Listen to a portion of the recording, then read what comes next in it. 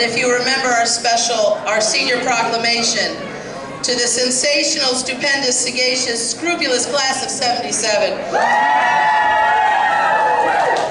I also would like to make a special welcome and a warm greeting to Peg Kiley from the class of 1942.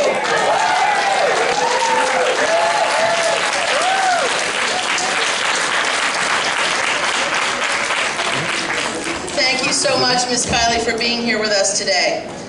One other quick thing, if you are registered to vote and you have not yet voted, you still can until 3:15 this afternoon. The board has had a really busy year, hard at work at the Alumni Association, rebuilding staff, putting process and procedure in place, reorganizing our finances, and continuing to support the students and alums. Grants this year have increased and encouraged diversity at Hunter.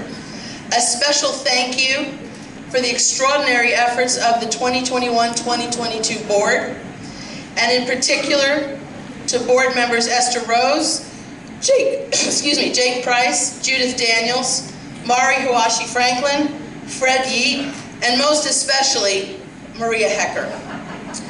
Reunion would not be possible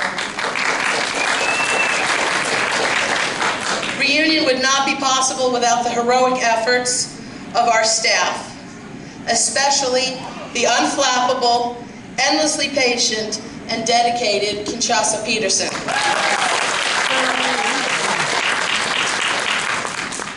More information will be shared after lunch today at the annual meeting. But right now, it is my pleasure to introduce Lisa Siegman, Director of the Campus Schools.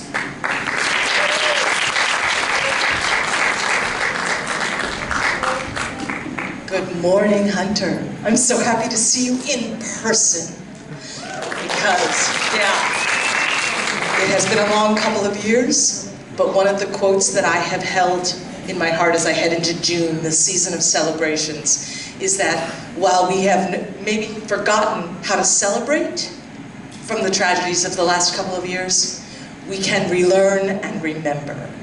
And part of our privilege today is to do that. We're going to start with a privilege of my own to introduce my colleague of many, many years. I'm not going to say how many. Someone called me old already this morning, so I'm going to let that go. Dr. Tony Fisher, principal of the high school.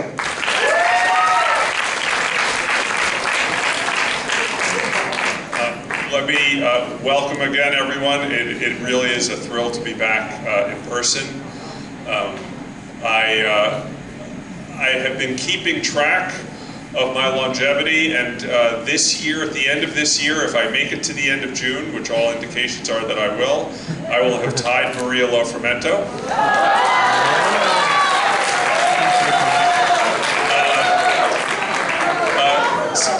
So Cyril Wolcock is in my sights, but Thomas Hunter had 36 years, so I'm pretty sure I'm not going to make it quite that far. Lisa and I spent a little bit of time today trying to divide up who was going to talk about what accolades about the school. I want to talk a little bit about, because I know that some of you haven't been back for a while, about some of where the school's gone academically.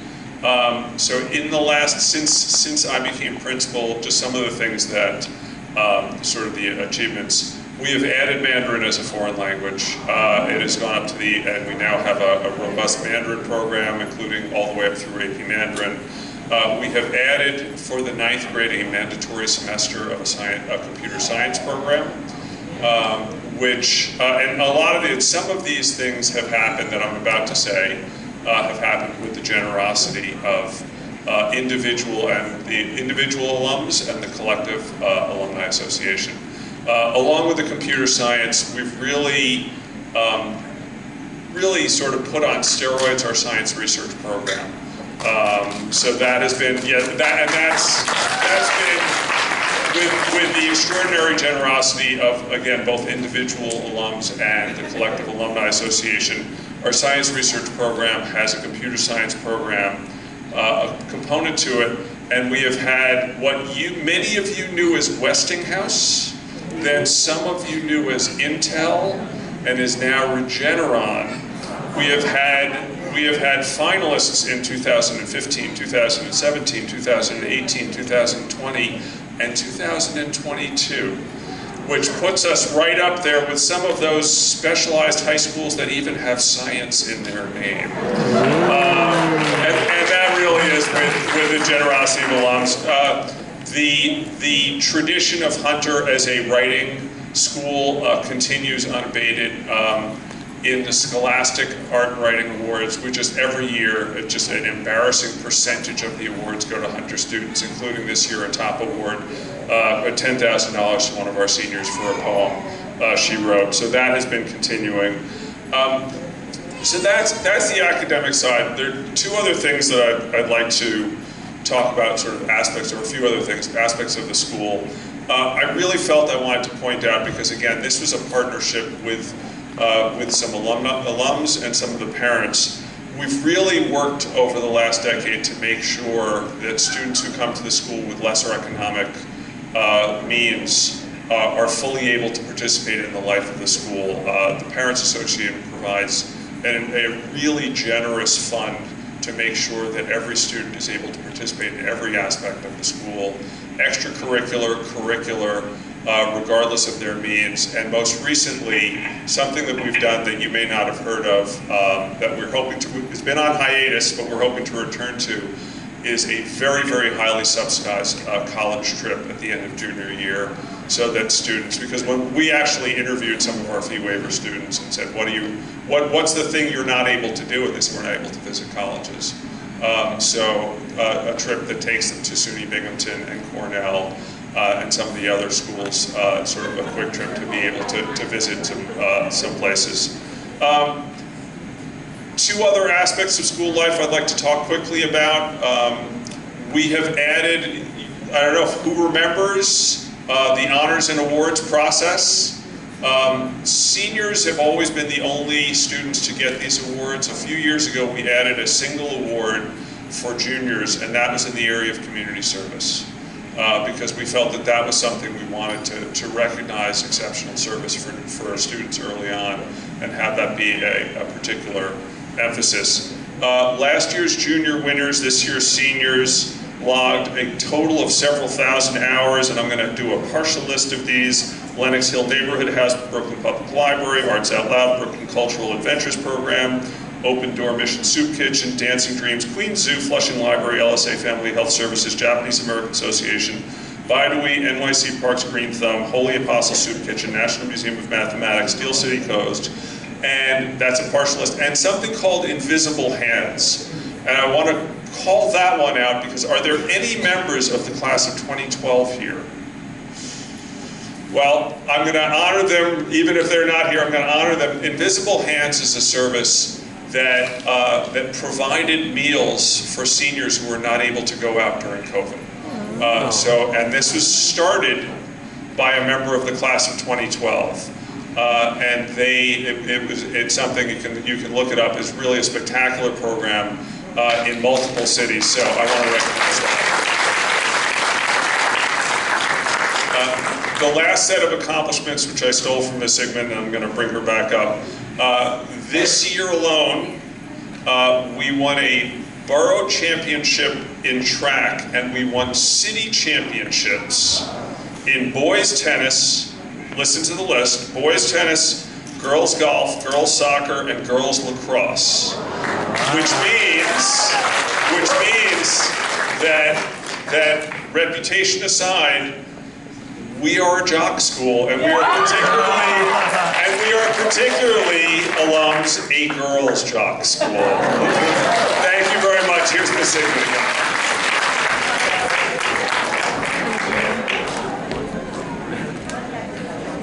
So you may have heard a slightly younger cheer happening. There are a few students who are tucked away, and I've invited them. First of all, can you all stand up, my students who are tour guides, and my students that you're going to hear in a moment from mock trial. You guys stand up.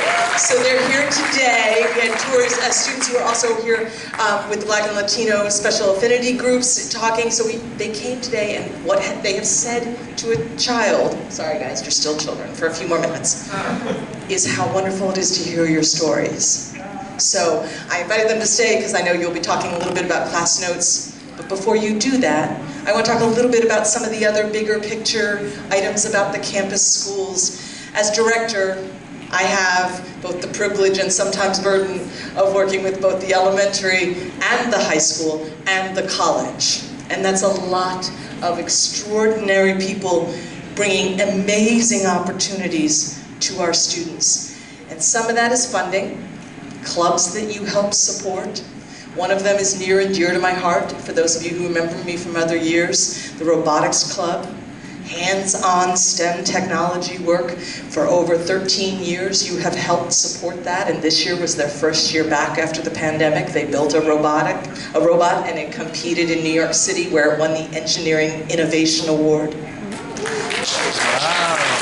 We have clubs, the sort of in the goal of teaching children in this next generation to embrace what it means to work and compete together. So it's not just the extraordinary accomplishments of our athletics program, which is huge, but this vibrant collection of clubs that are competition teams, right? There we have, you're going to hear from one that just won the New York State Championships. The mock trial group is here to present in a little while. But in addition, we have the Quiz Bowl. We have the History Bowl. Caitlin Samuel, one of our faculty alum, where's Caitlin? Oh, she must have stepped away for a second, but Caitlin is an advisor of one of these, and she was off traveling around the country with flights getting canceled and getting on a bus and taking children to these competitions. And all of that is possible because of the generosity that you give back to your alma mater, and we are so grateful for that. As we look to the future, part of our responsibilities is how do we continue to grow and nurture our next generation of students. This year, we brought in the most diverse 7th grade class. This year's 7th grade, let me be clear, we're still in the process of our current admissions cycle.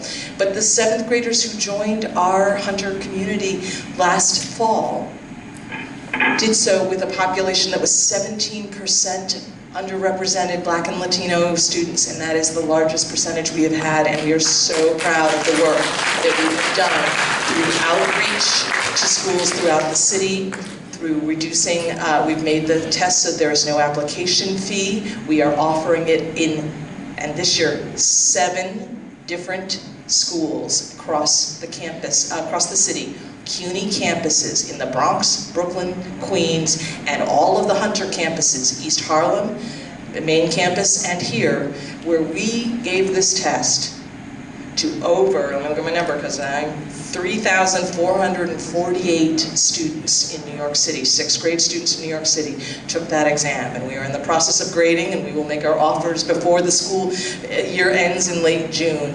But we are thrilled and delighted, and the work and the support that has come from the diversity communities in our parents, students, faculty, alumni, and college are a huge piece of that, and we are so grateful for that.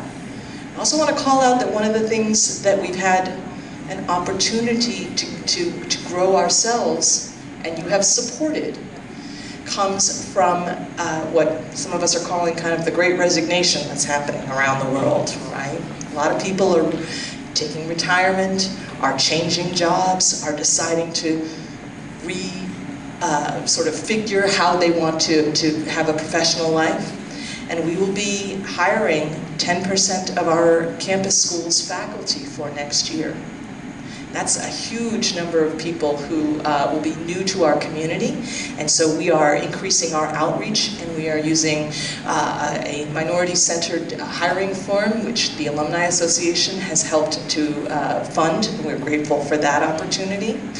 And we are accelerating our search processes through CUNY to make sure that we are fully staffed and prepared to continue this extraordinary legacy of the Hunter College High School and the Hunter College campus schools.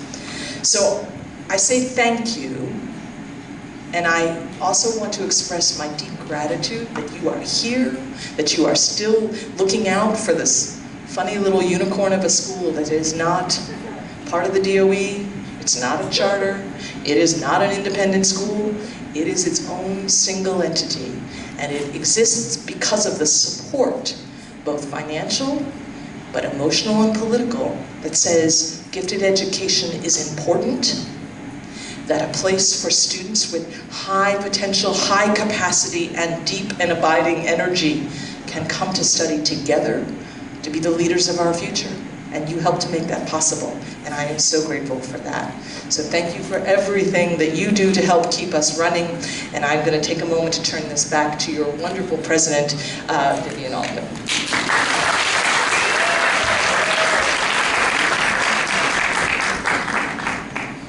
So this year, I don't really need this, as most of you know. This year, we lost a couple of giants that most of us had the benefit of being taught by, and so we wanted to pay tribute to them. Thomas.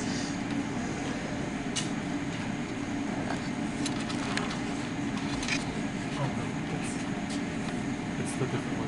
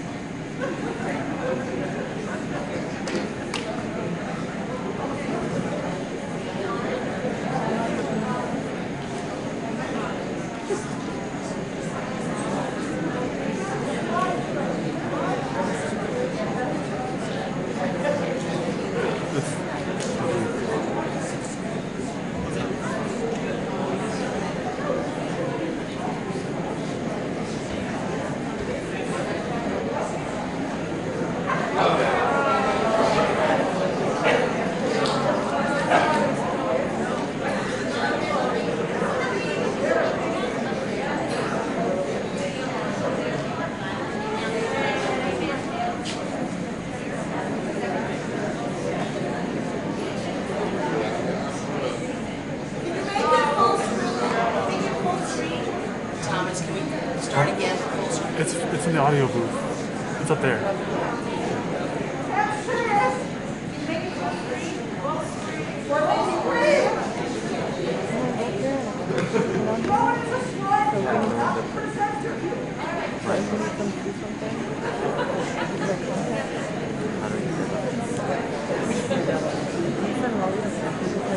Okay.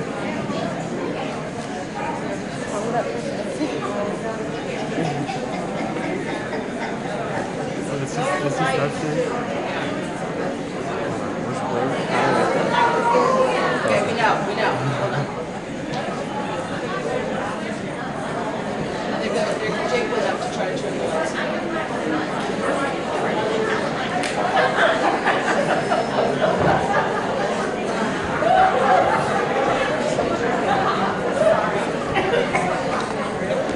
Do you remember the television screens that said "stand by, technical difficulties," right? Like that. That's what we're missing at the moment. While they're sorting that out, I thought of one thing, and you tell me when to stop. But one thing I wanted to also call attention to, and it'll be in the next alumna notes. We had this extraordinary opportunity through Hunter College to celebrate Audre Lorde. And it was so amazing. So a couple of our kids were there, right? So at this corner of 68th and Lexington, Hunter College has renamed that, the city has renamed with Hunter College to Audre Lorde Way. And we had the opportunity to have some of her students, her family members, all celebrating her legacy at the school where she was both an alumna of the high school, the college, and then a professor at Hunter College.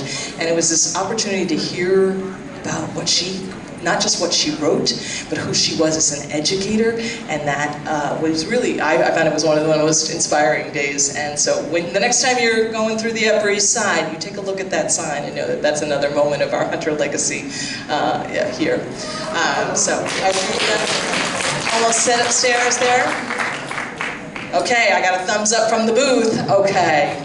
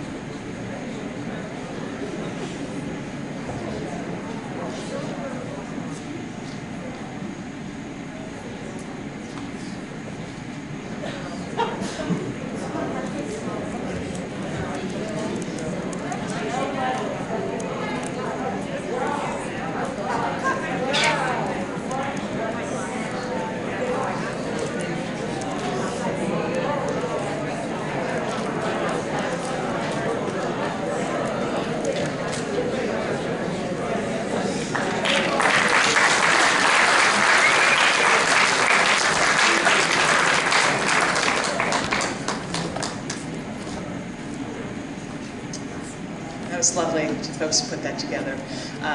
So thank you for that moment. So we're going to take a second, and I'm going to invite three seniors to the stage. They're going to do a presentation about one of the clubs that didn't exist when I went to high school. But it's called Mock Trial. They're going to tell you all about it. But in particular, I want you to understand, for the first time in the school's history, we have the New York State champions at Mock Trial. So, come on up, guys. Let me introduce to you Leo Greenberg and Yella Glazer and Devanshi Shah. Thank you.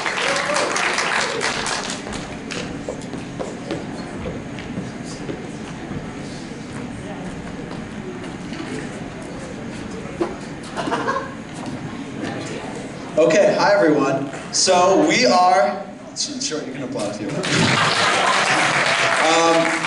So the three of us are the captains of the Hunter Mock Trial team. I'm Leo. I'm Daniela. I'm Devanshi. And we are all seniors, graduating in about 10 days, graduating seniors this year. And as Ms. Siegman mentioned, we had our first fully normal in-person season this year, the first in 3 years. And it was a really great season. We're going to talk about all of that. If you want to give us the next slide. But first we're going to start with kind of a little discussion of what mock trial actually is, because there's a ton of different debate and humanities oriented clubs at Hunter. So basically mock trial is kind of what it sounds like. It is a team of about 12 starting students and 10 alternates who imitate a courtroom case. So this year our case was about securities fraud, and we had the job of either prosecuting or defending someone who was accused of being involved in a Ponzi scheme, and we had people playing the roles of lawyers, performing direct examinations and cross-examinations, giving opening and closing statements in front of real federal judges. We had people as witnesses becoming characters of executive office assistants, of auditors. Devanshi played the role of the defendant, who was actually being accused of collaborating and conspiring to commit securities fraud. You'll see a little bit of her doing that in a few minutes. And ultimately, it's just a way to develop skills of thinking on your feet and creating tough questions that can really get to the root of an issue in a case or in a trial. And so we have all really come to love the activity. We've all been in it for the past 4 years, since 9th grade. And for people that are interested in those kinds of skills of public speaking and imitating a character and writing statements and examinations, mock trial is a really fantastic activity, and it's one that Hunter really cares deeply about. We can go to the next slide if you want. Okay, as Leo mentioned, this is our first back in person season, so it was a little difficult readjusting after having the last one on Zoom, but so basically we had faced 2 preliminary teams in the first round, and we had to get enough points in those trials in order to move on to the following rounds in order to make it all the way to states. So we defeated 2 preliminary teams originally, then we defeated 4 teams, one after the other, in order to make it all the way to city finals, which I believe we made it to city finals for the first time since, I believe it was 2013. So that's also very exciting. Thank you. So we placed second in cities, but either way we made it to states because both city teams went to states.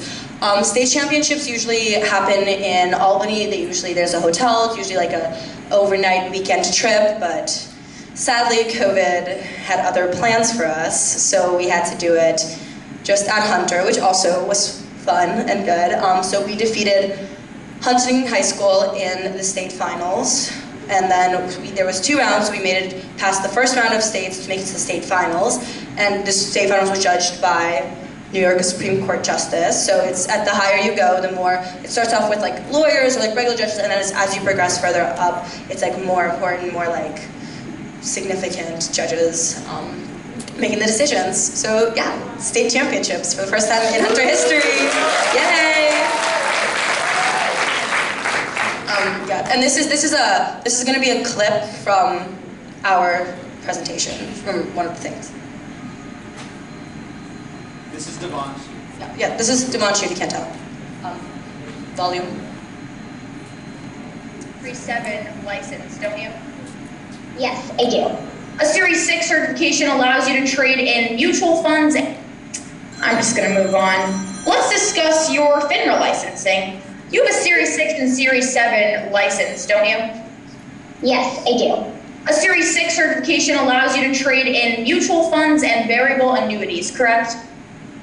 That is correct, yes. And a Series 7 allows you to be a stockbroker, isn't that true? That is also correct. Those are the names for the exams. And you were never certified for a Series 26, which is required for investment companies, isn't that right? I did not have that Series 26 certification, but the Series 7 exam is quite broad and did allow me to trade derivatives. Well, that wasn't my question, Ms. Miller. I asked that you were never certified for the Series 26, which is required for investment companies. Yes or no to my question? Objection to compound question about both the licensing for the exam and what the exam licenses people to do. I can split the question if needed. Please break up the question, Ms. Geller. Thank you. So, Ms. Miller, yes or no, you were never certified for the Series 26, correct? No, I never was. And this certification is required for investment companies, yes or no? I do not believe so. I believe you are incorrect on that. So the Series 26 was not required for investment companies? I do not believe so.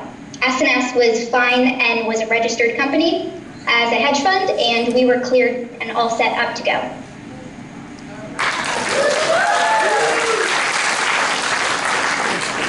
So that was just a short clip of part of my cross-examination from this year. And as you could tell, there was a lot of securities fraud and financial knowledge that was incorporated into the case. And I think that's one of the things that we really love about mock trial. Every year the cases are super different. In past years they've been about cryptocurrencies, pop stars. So I think even though there's a little bit of that sort of law-related knowledge that you need to know, every year you also get to learn about new things. So this year I learned a lot about derivatives, and I think Leo and Daniela also had to do the same thing. I could tell you a lot about cryptocurrency just by participating in mock trial, so we really love that we get to learn new things and get to branch out. I really quickly wanted to talk about the team culture. So I think just speaking for Danielle and I, we joined mock trial when we were in our freshman year. And something that we really love is that we get to work with lawyers at Sullivan & Cromwell, which we are deeply, deeply grateful to all of you for helping us do that. And something that's really amazing is our mentors at the law firm, Tasha Thompson and Megan McCorsky, are really inspirational examples of women in the workplace just killing it. Every time we get to talk to them, they're always so knowledgeable, they're so up to date on the law, they are so, so smart, and I think are just really inspiring for us to see, because it's not every day that you get to see lawyers in their natural habitats, and just being really inspiring. So that is mock trial in a nutshell. Thank you all for coming and listening and helping us do everything we can to be state champions.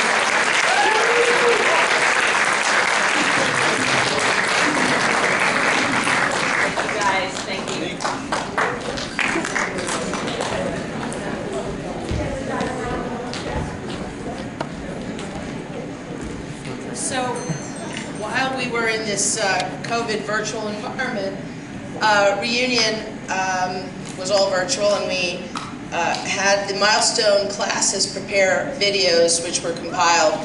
And since we only were able to fairly late do this live reunion, we decided to keep the videos, and we are streaming, by the way, so people can participate virtually.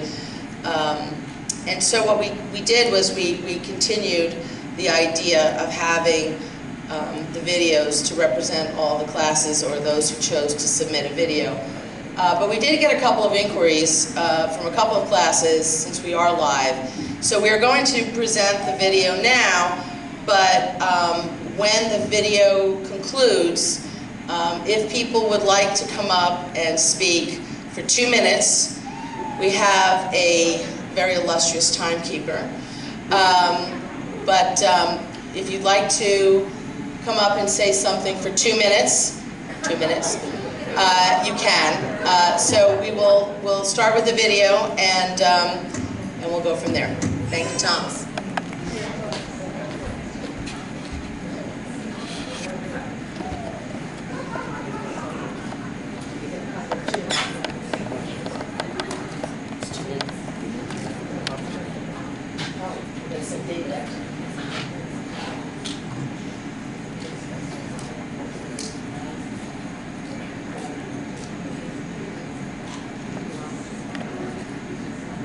Warm congratulations to all the milestone Hunter College High School classes this year, and warmest regards from the class of 1962.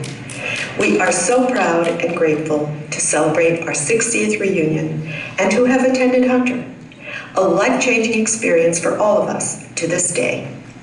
We are late baby boomers who experienced huge changes during our years at Hunter. The role of young women was changing.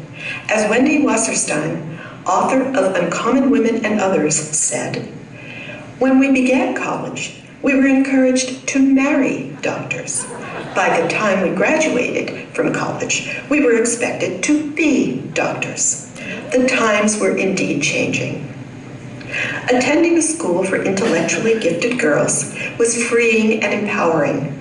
After attending a co-ed junior high school where girls were cautioned by other girls not to answer correctly after a boy answered incorrectly, it was also a shock to be in the middle instead of at the top of the class.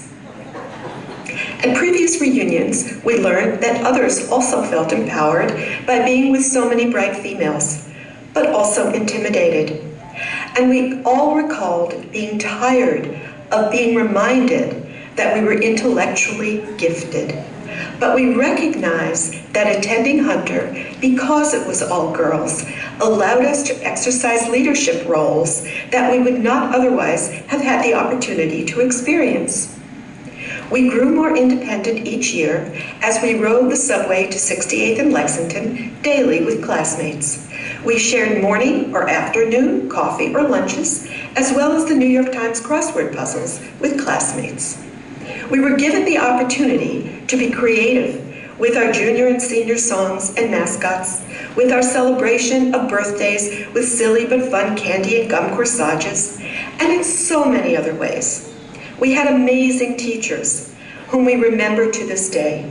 Mr. Kisner, Mrs. Olson, Ms. Kaiser, Mrs. Lofrumento, and so many others. And our classes were challenging, never boring. Of course, the bloomers that we had to wear in gym class were atrocious, to say the least. We learned as much from our classmates as we did from our teachers. Many of our classmates were role models for us. We were big sisters to incoming 9th and 10th grade classes. We gained confidence and self-esteem, which placed us in good stead for the future.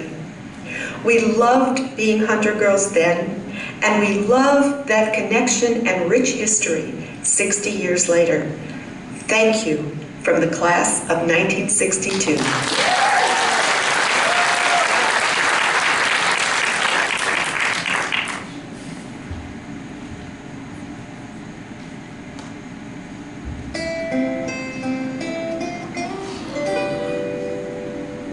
Oh, we can't seem to remember what we did last night or yesterday, but our memory gets much better when we think about our high school days, our young faces full of hope and dreaming of college careers.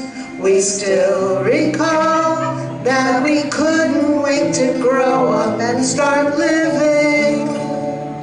We knew that we could have it all. We had boyfriends, we had lovers. We were Christians, atheists, and Jews.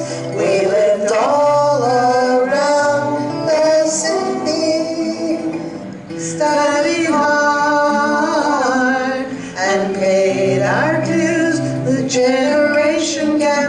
Mississippi burning. We watched the world change as we did too. On the streets and in the classroom we were learning, and we were part of something new.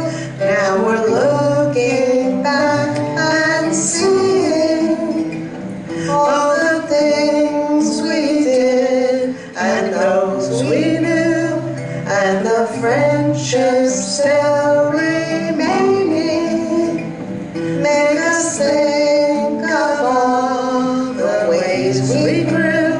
So let's drink a toast to all who still remember, and to those of us lost on the way. We were liberated long before this time. Let's celebrate ourselves today.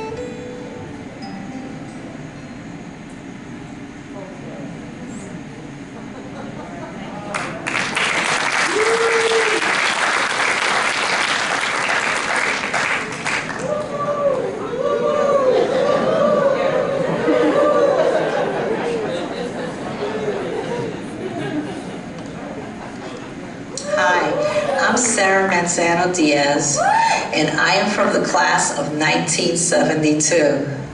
It is so hard for me to believe that it's been 50 years since we have graduated. I found some memorabilia from that time. I found my Hunter flag from 1970. I also found my tassel, as you can see, 1972. And I also found our invitation to commencement. So, in 1966, we began our tenure at Hunter College High School when it was still all girls. This is me and my classmates when we began our 6-year journey. This is me in the yellow with my classmates the first year at Hunter. Look at that. I was such a baby then. Anyway, it was an exciting time that was full of hope for our future. I was the first in my family to graduate college, and I achieved my dream of becoming an attorney. It all started with the education that I received at Hunter. At this time, Hunter had approximately 1,000 girls, intellectually gifted girls from all over the city, and approximately 250 blacks and Puerto Ricans. It was the largest number of girls of color that Hunter ever had. The Black Society and Las Borinqueñas were created to meet our particular needs. It was the best of times and it was the worst of times. as Dickens would say. We were young girls coming of age with that Motown sound, with the explosion of Latin music, with Woodstock and flower power as part of the counterculture. We wanted to dance and sing and laugh and have fun like all teenage girls. And of course, being in an all-girls school meant that we were always thinking about the boys. However, there were slim pickings at Stuyvesant and Horace Mann.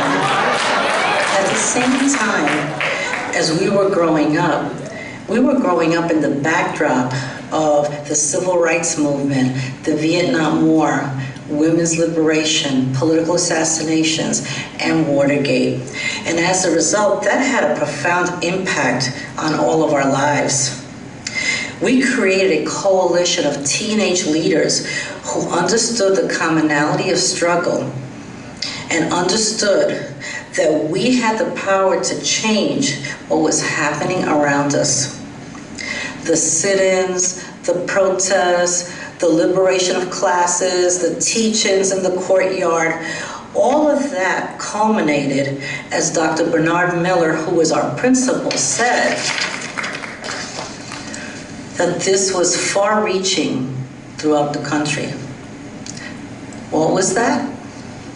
Hunter College High granted the students the Black Society and Las Borinqueñas demand for equal representation with teachers, 50-50 balance of power, and we had the power to govern the school and thus forming the Constituent Assembly. As a result, we made the front page of the New York Times. I happen to have a copy of that. This is the New York Times, and here we go. I don't know if you can see that, but it talks about Hunter having the revolutionary and extraordinary power to run the school. That's amazing stuff. Our class broke every tradition that Hunter had. First of all, we wore blue jeans to school, and that was unheard of. The junior blouse became the junior sweater. The senior hat became a gray fedora. Our senior song was written by our classmate and friend, Angela Bofill, the singer. Instead of marching in, we danced into a live band into our senior sing. We were girls just trying to find our way to thrive and to achieve our dreams. And guess what? We did. We grew up during those impactful times at Hunter, and we carried with us the lessons we learned from that time wherever we went around the world. It was with intentionality, with humility, and with gratitude that our class positively changed the lives of the people that we met wherever we went. We are celebrating the 50-year milestone, and I am so proud to say and represent and present to you the class of 1972. Oh yeah.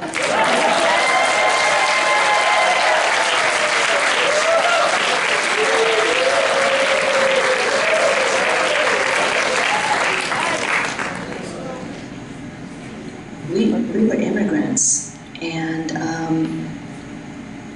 my father worked 2 jobs as a bartender to provide for us. He would work the day shift, the lunch shift at one restaurant, and then take the subway to another restaurant and work there until closing. Mostly coming home probably around 1 o'clock in the morning, 6 days a week. That was the world that we knew. And I think my parents understood what going to Hunter meant for me. I think they understood more than I did, that it was a tremendous opportunity for me to live a better life than the one that we were living. What was cool was meeting girls from all over New York City. You know, we were very insulated. I grew up in Chinatown. I went to school in Chinatown. I played, we shopped, everything. All my friends were Chinese. That was the community that I knew. And all of a sudden, it was time to leave that community, so that was kind of scary. Miss Russo, you know, put the first 35 millimeter camera in my hand to look at the world through a lens and understand that that is my point of view and how to sharpen and focus how I see the world and what I choose to see in the world. That was really important to me. And Mr. McNeil, he would come to class and share with us poetry that he had written. And I didn't always understand it. They were about bits and pieces of, you know, a dream or fragments in a day. But I loved it. I loved it. And I said to myself, I want to be able to write just like him. How can you articulate really what is so ingrained and so life-changing? How do you thank people? You know, Hunter is not just a school, it's an experience. It's bigger than the place, it's the people that inhabit the place. And I think the most important thing is it helped me find my voice.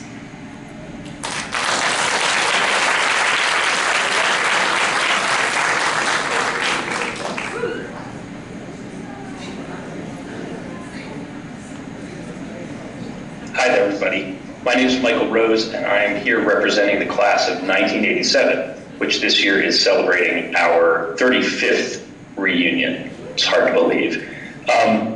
There's not so much to say on behalf of the class, except for we're at a point now where, strangely enough, we're in charge of things. We feel that we maybe have finally grown up. It's an odd feeling to realize that your generation is responsible, is trying to manage things on behalf of both older generations and younger generations at this point. But to be in a position where probably the most famous alum of our class is not a Broadway star or a Supreme Court justice or a television personality, although we do have at least one television personality, but in fact is the Director of National Intelligence for the United States, Ira Haynes. That's kind of where we're at as a class. We're taking on big stuff. We're trying to be responsible and perhaps be the change we want to see in the world. We're also starting and continuing to lose some of our class members. Ramona Spoonie, who was well known as an incredible vocalist and musician, unfortunately passed away since our last reunion, and we've lost other members of the class as well, and we remember them fondly and with love. But for now, we're thrilled to be here. We're thrilled to be participating in this reunion. Looking forward to seeing many of our class members and classmates at our party this evening. And we wish you all a very, very happy Saturday and happy reunion.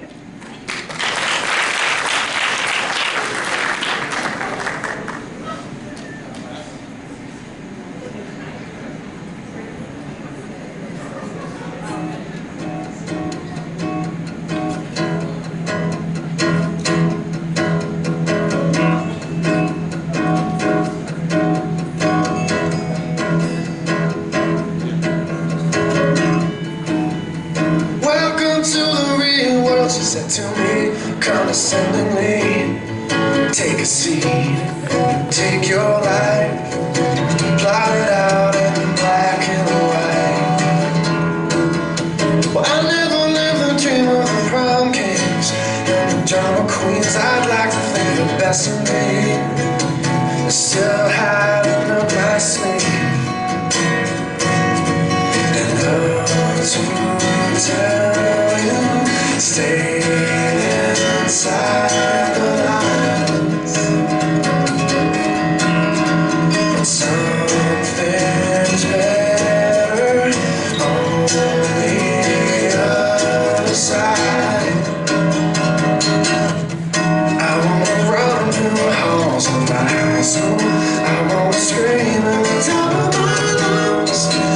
just found out there's no such thing as the real world.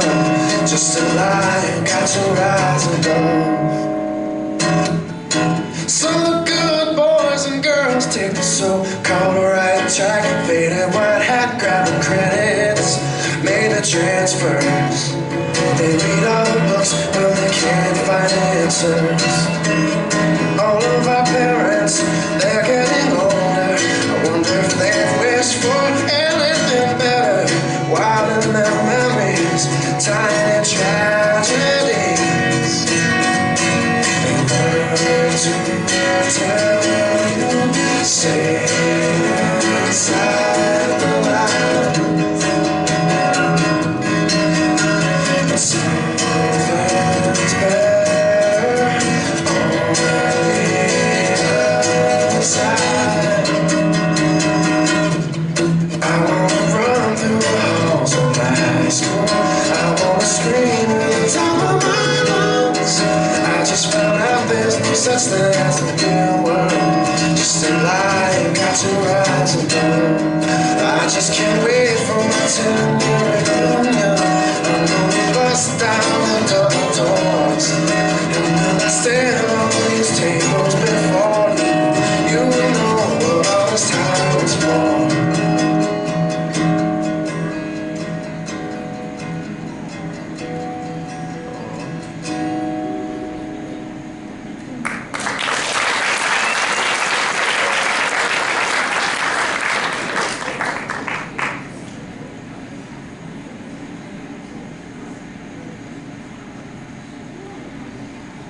Hey, Gail. Hey, Steph. How are you? I'm good. How are you? Doing great. Well, it feels really appropriate for us to do this over Zoom because we are planning a post-pandemic reunion. Yes, very appropriate. So the story here is Gail and I asked a lot of illustrious members of the class of 2007 to do this video for us, including Brian John Bell Long, who founded a men's fragrance company together. Congratulations to them. They didn't get back to us. We tried reaching out to Juliet and Jason Lai, who are our official married class couple, and Caitlin and Hallie, who teach at Hunter now. We even tried to get Greg Fish, who left for Hunter for Stuyvesant after 8th grade, didn't even graduate with us. As well. And unfortunately, old procrastination habits die hard, and we didn't reach out to anyone until about 2 days before this video was due, so you are stuck with us. In fact, we might even be turning this in a little bit late. But here we go. You have us, and we're just here to say we are so excited to welcome you all for a 15-year reunion. There will be activities at the school, and then we're planning something for the evening of Saturday, June 4th. And we sincerely hope that you can join us, and we're really excited to see you and catch up. Yeah, we're excited to reminisce about the early aughts, time spent on Skonex and saving papers to floppy disks, and trying to navigate the city without a smartphone. We can compare the experience of spending 8 hours a day on AOL Instant Messenger versus 8 hours a day on Slack. We can talk about, all of the fun things that we did on our TI-89 scientific calculators. We had at Taconic. Talk about what our order was at Sing's Deli. Excited to go back to Sing's in a month before reunion. Same here, and it's going to be 2 toasted bagels with butter for us. Classic order. We're really excited to see everyone, hopefully in person, and catch up on the last 15 years. We're looking forward to it. Reach out with any questions. Thanks, everyone. Bye. Bye.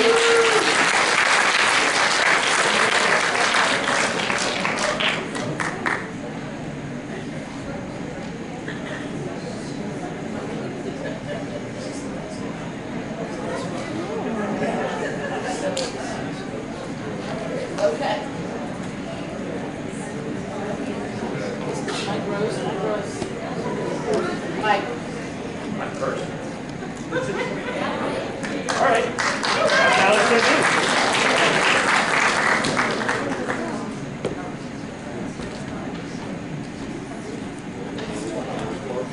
Good afternoon, everyone. I'm Michael Rose, one of the class coordinators for the class of '87. As seen moments ago in the video, although perhaps not as recognizable without the giant dialogue box over my face. I want to extend my thanks to the crew in the booth, the students who are helping to run all the AV today, the Zoom crew, photographers and videographers. I was on AV Squad when I was a student. I remember skipping class all of Arts Week, solid 5 days, sitting in that exact room. Power to the people. I just wanted to make a quick mention, because I did call out Avril Haines in the video. If you don't know, Avril is a member of the class of 1987. She was the deputy director of the CIA. She worked extensively in the Obama administration, and she is currently the director of national intelligence for the United States.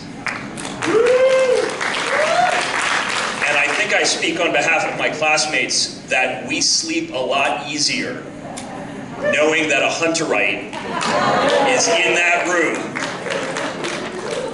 Thank you for that. Thank you, David, for that 1 minute warning. Yeah, David said 1 minute. So there's one other class of '87 person I would like to recognize, and that is Nicole Doria Rose. Dr. Rose is the chief of Humoral Immunology Core of the Vaccine Research Center of the NIH, quite a title. And her team that she led developed neutralization assays to evaluate the performance of SARS-CoV-2 vaccines and treatments, and help provide essential data in the process of bringing the mRNA vaccines to approval and distribution. The fact that we are all able to be here today in person is thanks in part to Nicole's efforts. And although she can't be with us because she's working, she's at a vaccine conference, I know we all want to let her know how much we appreciate her and the work of her team. For Nicole. Thank you, everybody. Just in time.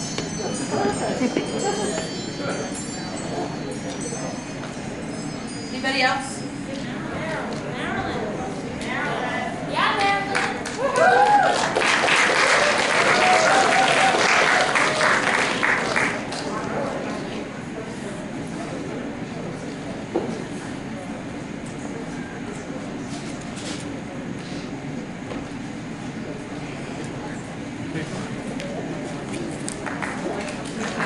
Big shoes to fill after my classmate Sarah's amazing presentation, but I've collected a few more memories from the class of '72, so here we go. The Hunter High School we started in 1966 looked very different from the one we graduated in 1972. Here are some of the many memories that my classmates have shared with me this week. Getting half days off to attend the Vietnam moratorium rallies in the park after spending mornings at school making signs together. Posting the names and pictures of soldiers who died in Vietnam on the bulletin boards. Our PA system leading us in a moment of silence when Martin Luther King Jr. was assassinated, and then again 2 months later when Robert Kennedy was assassinated. After the May 4th, 1970 killings of student demonstrators at Kent State, walking out of school with the college people to attend their funeral, and then gathering in the courtyard where 4 college students lay on the ground to create the Kent State murders. Protesting the invasion of Cambodia and shutting the school down for the rest of the day. Police lining the steps of the Hunter building every day. Making demands for more Black and Puerto Rican representation in the curriculum, securing the right to have Black history taught as a separate social studies section, doing creative writing assignments about the bloody 1969 Democratic Convention, reviewing the lyrics to Penny Lane and analyzing Dylan in English class as Mr. McNeil introduced us to the songs of Billie Holiday, celebrating that we won permission to wear jeans to school, but still being called to the assistant principal's office to debate whether the culottes we were wearing were skirts and not shorts. At our first dance, Abby Hoffman walking in while we stood around waiting for the Brooklyn Tech boys to show up. Seeing the Rolling Stones album called Satanic Majesty's Request title graffitied on a locker door, attending outdoor classes in Central Park. remembering six education classes very vividly.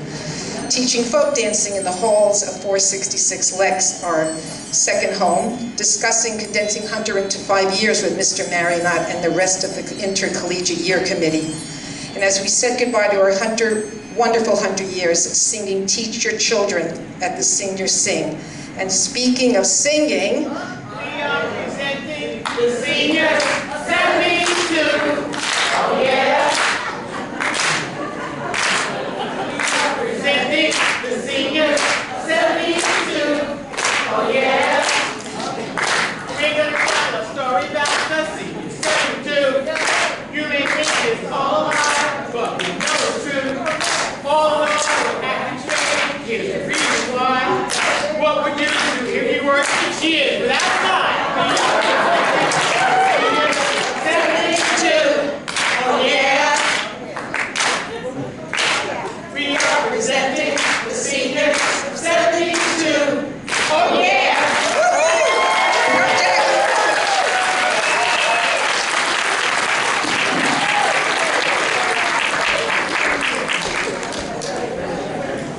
If someone else would like to speak, you'll have an opportunity, but right now, I'm going to, you'll have an opportunity. I'm going to give the mic to Ms. Peg Kiley to say a few words.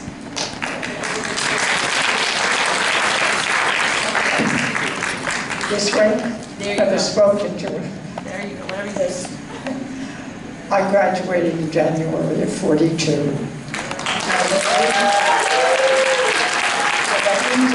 98. We had a wonderful class. It was a wonderful experience for me to meet people from all over the city. And we really got along nicely and were proud of ourselves. We got into, as we graduated, we got into the war. In December 1941, war was declared, and we entered our lives into that war. And we persevered, as we know all of you do all of the time. The current class is facing tremendous problems, saving our democracy, saving our planet, and saving our precious children who seem to be horrible things. I know you will all persevere as you go on, every class of you. And the new people, I spoke to some of them who are graduating this year, and they look like a great bunch. Really, you can be proud of the people who are continuing this beautiful school, who opened our minds to poetry, to art, to mathematics, to toleration, what they call toleration. And we discussed once in class. That is a pejorative term. Nobody has the right to just tolerate another group. We learned that young, and I've kept that all my life. Everything I learned at Hunter is still with me. It was a wonderful, wonderful 4 years. We were all girls. We didn't meet boys, but I think we studied harder, maybe. But it was worth every bit of hard work, and it was joyful. It brought joy into my life and to all of my classmates. Thank you, Hunter College High School.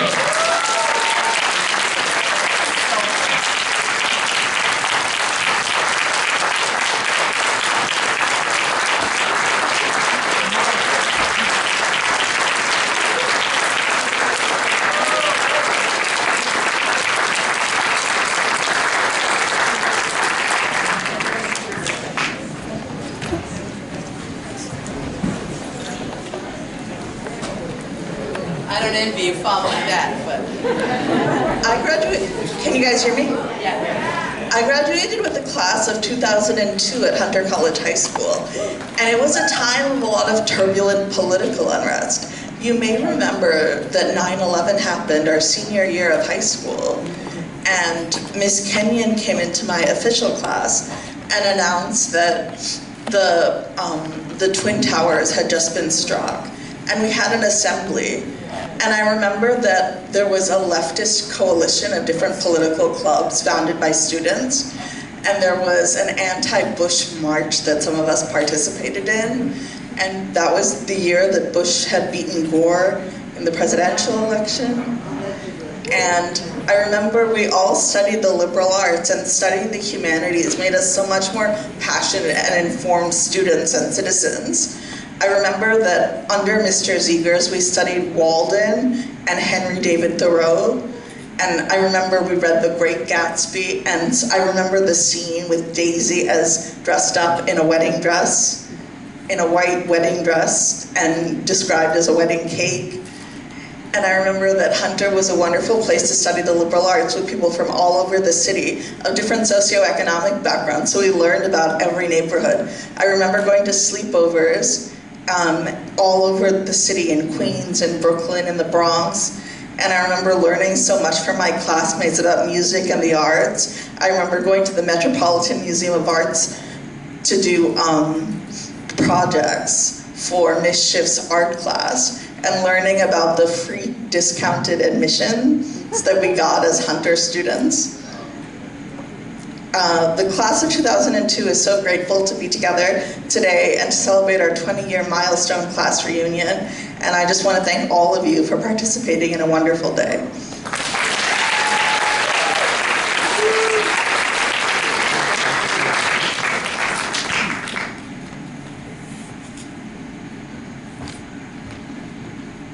Anybody else? Okay, well, I will tell you that lunch is ready in the courtyard.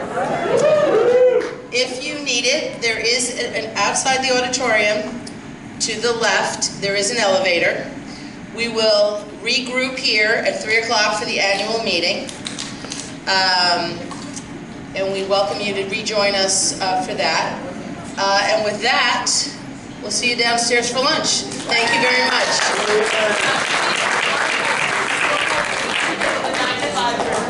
Pardon?